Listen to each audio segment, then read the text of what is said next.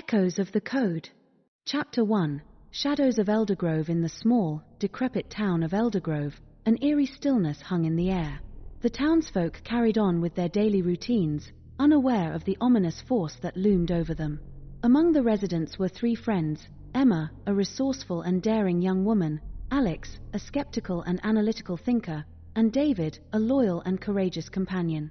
They had grown up together, facing the challenges of their cursed town, but something dark and sinister was about to unravel their world.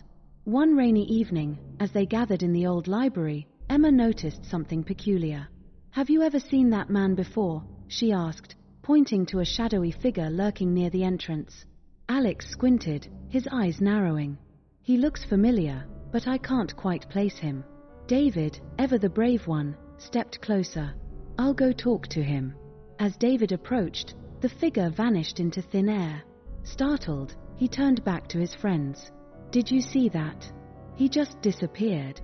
Emma's heart raced. "This isn't the first time I've seen him. He's been appearing and disappearing for weeks now." Alex, ever the skeptic, tried to rationalize it. "Maybe it's just a trick of the light or our minds playing games." But deep down, they all knew something was terribly wrong.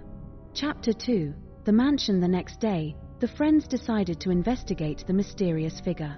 They scoured the town, asking anyone who might have seen the stranger.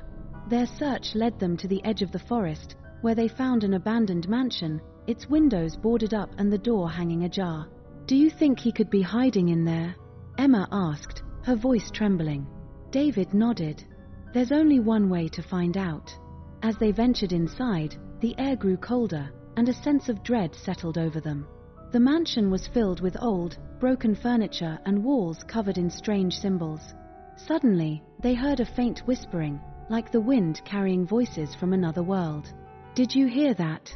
Alex whispered, his skepticism wavering. They followed the sound to a hidden room in the basement. Inside, they found a dusty old computer, its screen flickering with a strange, green glow. Emma, ever the curious one, approached it and pressed a key. The screen flashed, revealing lines of code and cryptic messages. "This doesn't make any sense," Emma muttered, scrolling through the text. Suddenly, the screen displayed a message: "Welcome, players." "What does that mean?" David asked, his voice filled with unease. Before they could react, the room around them began to glitch. The walls wavered, and the floor seemed to pixelate. They stumbled, trying to find their footing as their reality shifted and twisted. Chapter 3. Haunted by shadows. Despite the unsettling encounter in the mansion, the friends tried to return to their normal lives. However, strange occurrences began to plague Eldergrove. People reported seeing the shadowy figure everywhere, in the marketplace, at the school, even in their homes. Whispers of a curse spread like wildfire. One night, as Emma lay in bed, she heard a soft tapping on her window. She pulled back the curtain and gasped. There, standing in the moonlight, was the shadowy figure. His eyes glowed with an unnatural light, and a cold smile played on his lips. Emma screamed, waking her parents. But when they rushed to her room, the figure was gone. Her parents dismissed it as a bad dream, but Emma knew it was real. The figure was stalking her, and she couldn't shake the feeling that she was being watched. Chapter 4. The loop. Days turned into weeks, and the strange occurrences continued. The shadowy figure became more brazen, appearing in broad daylight, and then vanishing without a trace. The friends decided to confront the figure once and for all. They armed themselves with whatever they could find and headed back to the mansion. As they entered the mansion, they felt a sense of déjà vu. It was as if they had done this before. The same creaky floors, the same eerie whispers. They found the computer room, and the screen flickered to life on its own. "Welcome back, players," the screen displayed. "This can't be real," Alex muttered, his hands shaking. David stepped forward. "We're not afraid of you."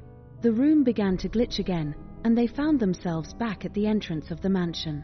Confused, they retraced their steps, only to end up in the same place over and over again. "We're trapped," Emma said, her voice filled with despair. "It's like we're stuck in a loop." Chapter 5. The revelation. One night, as the friends sat in Emma's living room, trying to make sense of their predicament, the power suddenly went out. The room was plunged into darkness, and the shadowy figure appeared before them, more solid and menacing than ever. "Why are you doing this?" Emma demanded, her voice trembling. The figure stepped closer, his voice a chilling whisper. "You are my entertainment. You live and die by my design." Alex's eyes widened in realization. "We're not real, are we? We're just characters in some twisted game." The figure smiled. "You finally understand. But understanding doesn't mean escape. You will live this nightmare over and over again, for as long as I desire." Desperation washed over them. They tried to fight the figure, but their efforts were futile. Each time they thought they had the upper hand, the world would reset, and they would find themselves back at the beginning of their torment. Chapter 6. The eternal struggle. As the friends continued to endure their endless nightmare, they vowed to keep fighting, even if it seemed hopeless. They sought out glitches and anomalies, hoping to find a way to break free. Each discovery brought them closer to the truth, but also deeper into despair.